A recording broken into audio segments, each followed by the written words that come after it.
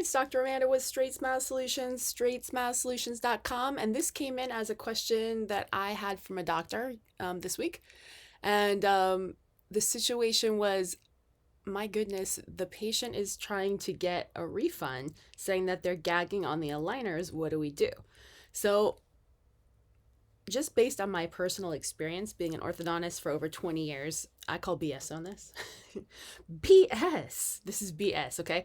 First of all, you would have known if there was a gag. Some people have a gagging issue, okay? So that's not BS, but that would have been identified either, hopefully you're not taking impressions anymore, because we used to always identify that when we took impressions.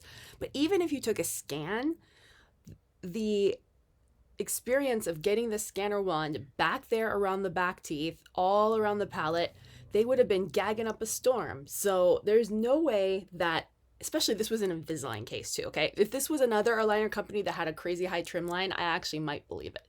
But they said Invisalign, so I don't believe it because their trim is so just gentle and petite. It's impossible. It only touches your teeth. It's impossible. I'm just saying it's impossible. Okay, so anyways, I'm going to read the AI overview. This is from Gemini or whatever this AI is on Google.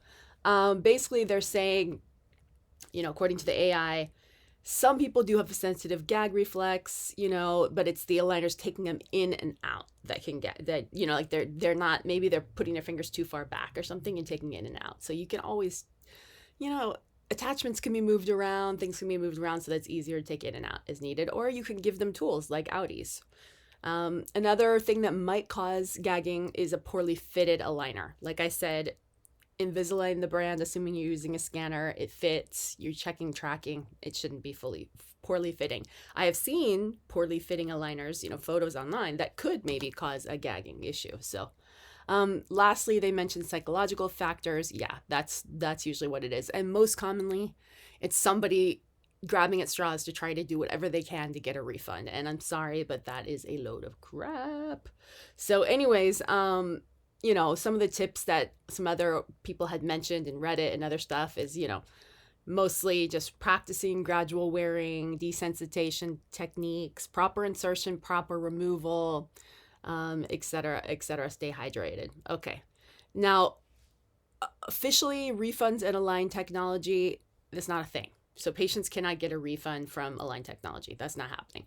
They can get a refund from their doctor, but usually that's not going to be for the lab fee because no matter what, the doctor's not getting a refund on the lab fee. So, that's really not fair to the doctor. If you are wanting a refund, that really is up to the doctor's process, and you're of course going to have to pay for whatever things they can't get refunded, and there's no way they're going to get refunded from this.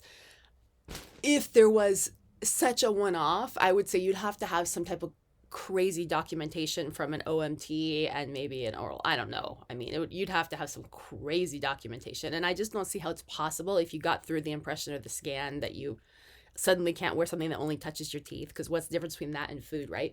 You'd have to have a major psychological issue in order to not be able to tolerate this. And then you'd have to go in and get it totally documented. And most likely that's your fault. You should just, you pay the lab fee and maybe the doctor gets a refund on most of their time, maybe not all of their time. But yeah, I mean, that's the best case scenario here. So you guys have to be careful if you're thinking about doing ortho. If you have some type of psychological phobia about things in your mouth, then maybe it's not the right thing for you.